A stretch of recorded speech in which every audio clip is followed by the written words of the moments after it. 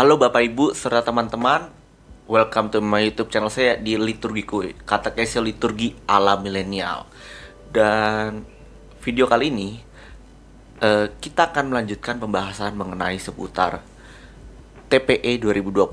Nah, tentu Bapak Ibu sudah menonton di video terakhir saya mengenai katekese TPE 2020 yang saya jelaskan secara singkat, padat, dan jelas sehingga Bapak dapat memudahkan Bapak Ibu serta teman-teman untuk mengerti lebih jauh mengenai TPE 2020. Nah, di video kali ini sebagai lanjutannya kita akan membahas mengenai pertanyaan-pertanyaan seputar dari TPE 2020, dan tentu saya yakin banyak sekali pertanyaan yang menjadi kebingungan dari Bapak Ibu serta teman-teman. Jadi pada video kali ini kita ingin bahas dan belajar bersama mengenai seputar TPE 2020, dan tentu di video kali ini saya ingin membahas di bagian ritus pembuka dan liturgi sabda dulu.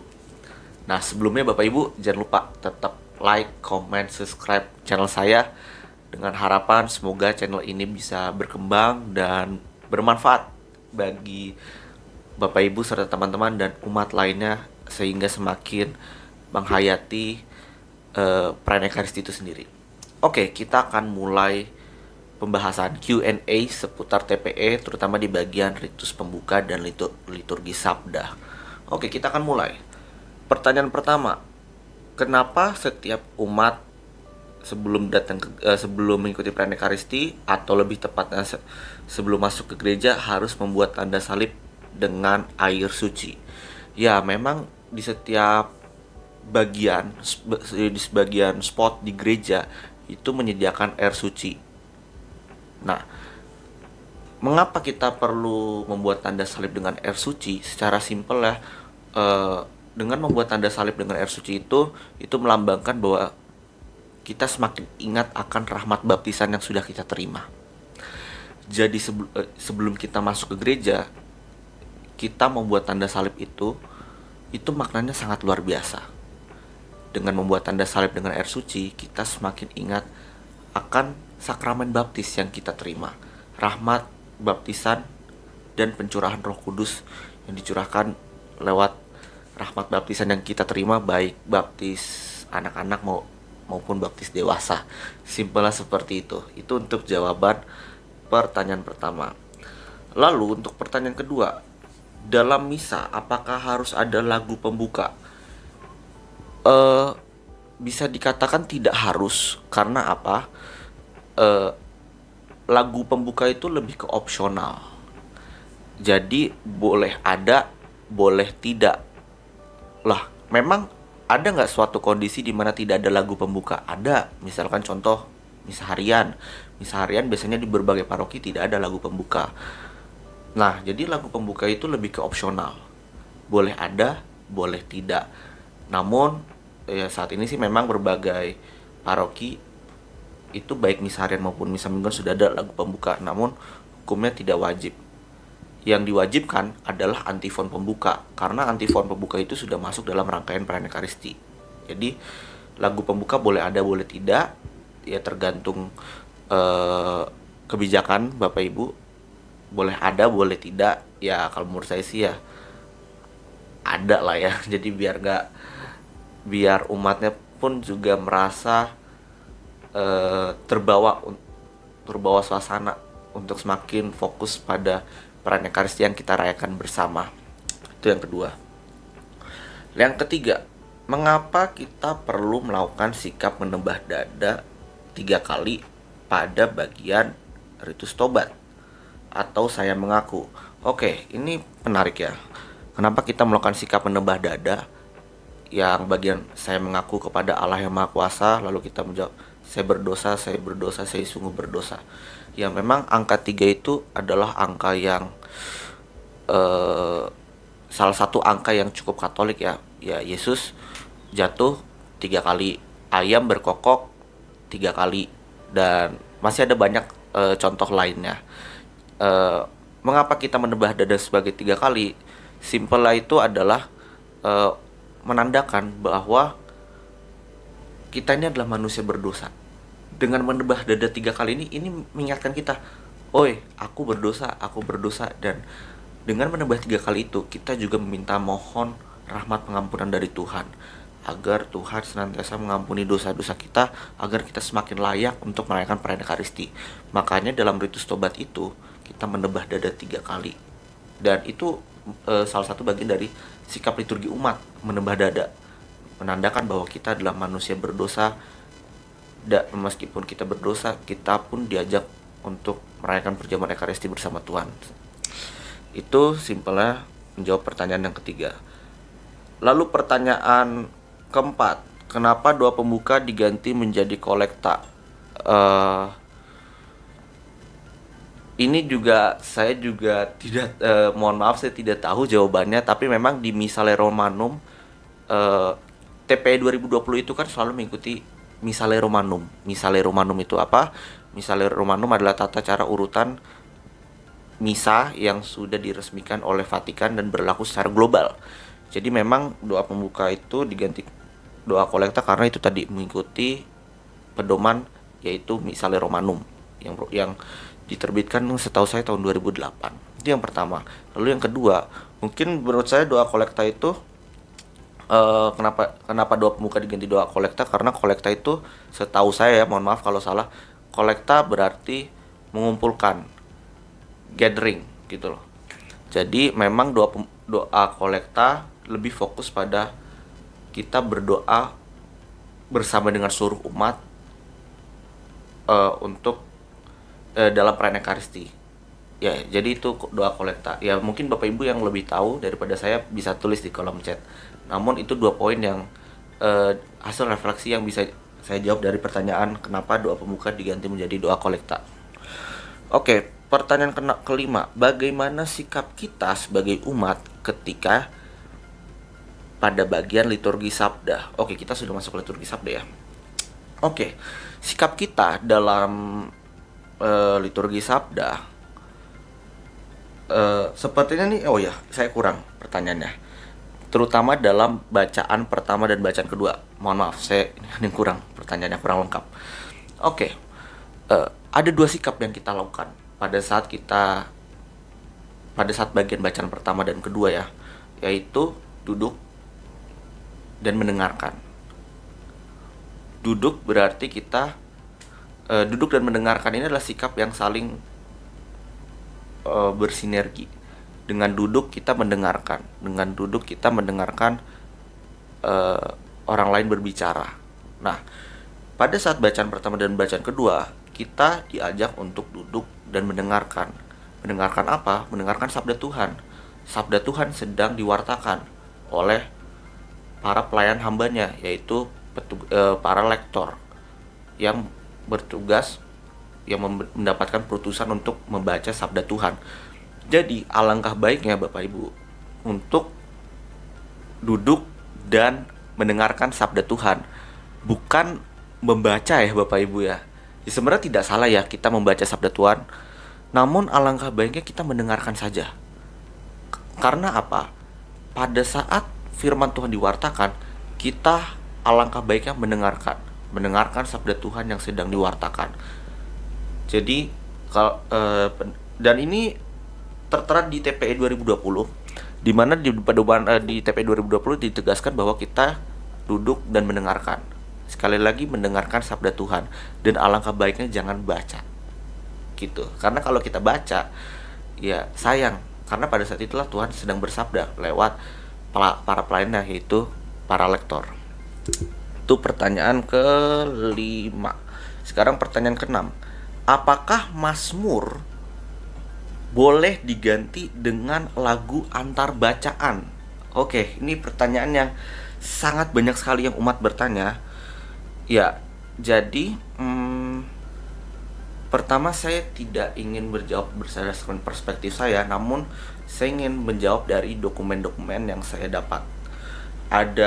Saya mengutip 2 dokumen dari PUMR. PUMR itu apa? PUMR itu adalah Pedoman Umum Missale Romanum.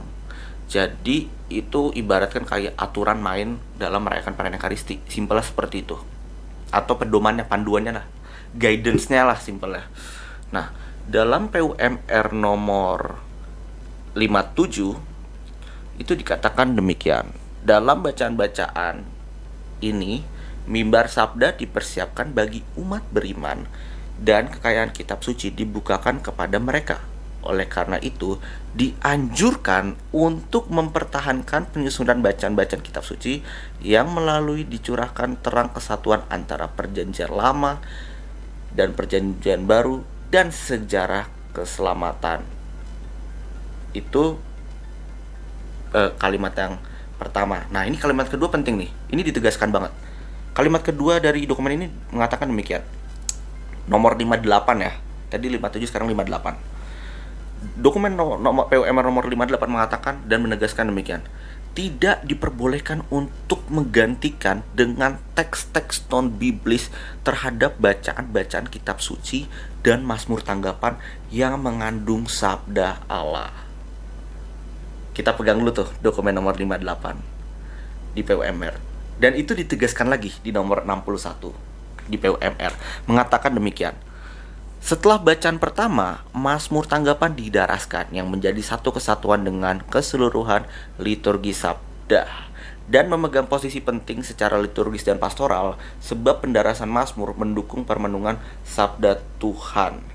Nah, dari 3 dokumen PUMR nomor 57, nomor 58 dan nomor 61, kita bisa lihat dan kita bisa mengambil kesimpulannya bahwa lagu antar bacaan itu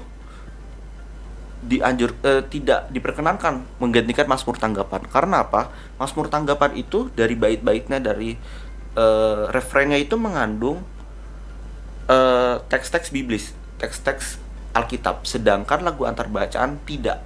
Jadi lagu antar bacaan tidak bisa menggantikan mazmur. Jadi mazmur harus tetap dinyanyikan. Kalau tidak bisa dinyanyikan, ya didaraskan.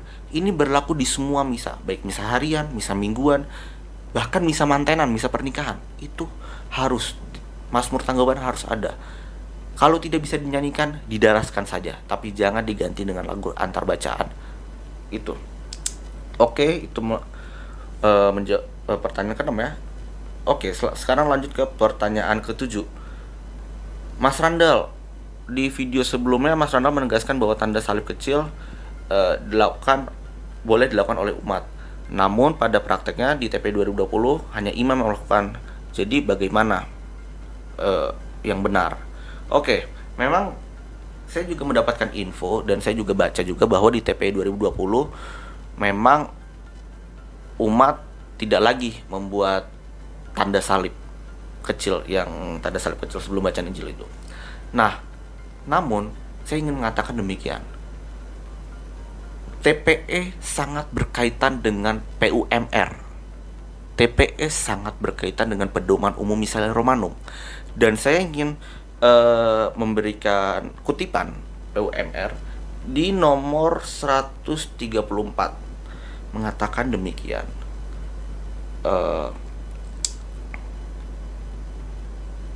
Kemudian imam berkata, inilah Injil suci menurut siapa bla bla bla bla. Dengan ibu jari imam membuat tanda salib pada Injil yang diwartakan, lalu pada dahi, mulut, dan dadanya. Hal yang sama juga dilakukan oleh umat. Sekali lagi, TPE ada berkaitan dengan PUMR.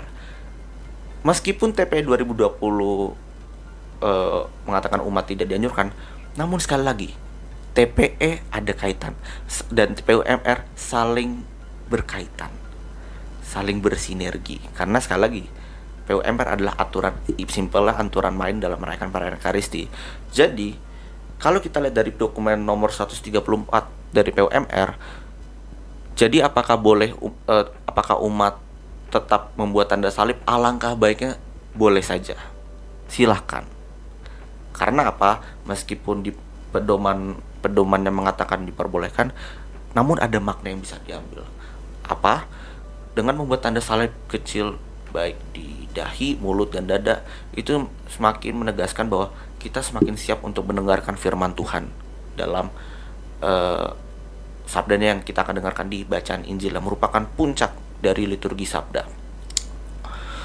Oke, itu pertanyaan yang ke berapa ini? Ketujuh ya. Sekarang ke-8. Mas Randal, apakah homili boleh diwartakan oleh awam, frater, suster, bruder, atau hanya imam saja? Ya,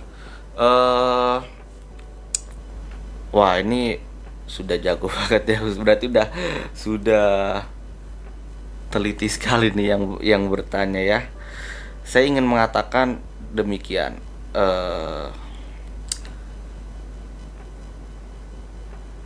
Perlu kita ingat bahwa homili itu yang boleh diwartakan hanyalah para tertahbis saja. Paus, uskup, imam, dan diakon. Jadi mereka saja yang boleh mewartakan sabda Tuhan.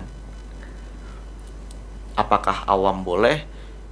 Alangkah baiknya jangan. Ya, saya tidak mau berkomen karena tentang, ya seringkali banyak di paroki-paroki ada homili yang diisi oleh para frater, suster, atau bahkan awam. Saya tidak mau berkomentar. Namun saya ingin menegaskan bahwa homili hanya boleh diwartakan oleh para tertahbis. Paus, uskup, imam, dan diakon. Bukan prodiakon ya, tapi diakon. Para tertahbis aja lah yang boleh mewartakan homili. Jadi ya, kalau yang tidak tertahbis mewartakan homili bagaimana? Saya tidak mau berkomentar ya, nanti saya disalah artikan. Jadi ya, saya ingin menegaskan yang tadi saja. Homili hanya boleh diwartakan oleh para tertahbis saja. Oke, pertanyaan selanjutnya. Mengapa pada saat aku percaya pada bagian yang dikandung dari Roh Kudus dilahirkan oleh perawan Maria, umat dan semuanya harus menundukkan kepala? Pada kalimat tersebut itu adalah peristiwa di mana Allah menjadi manusia. Allah mengutus putranya Yesus Kristus hadir di dunia. Oleh sebab itu, pada saat bagian yang dikandung dari Roh Kudus dilahirkan oleh perawan Maria, sikap kita adalah menundukkan kepala sebagai bentuk hormat atas apa? Atas peristiwa yang luar biasa di mana Allah sungguh hadir. Allah sungguh hadir menjadi manusia lewat kelahiran putranya yaitu Yesus Kristus. Lalu kita sebagai umat sikapnya apa? Menundukkan kepala. Begitu. Lalu, sudah tidak ada lagi pertanyaannya.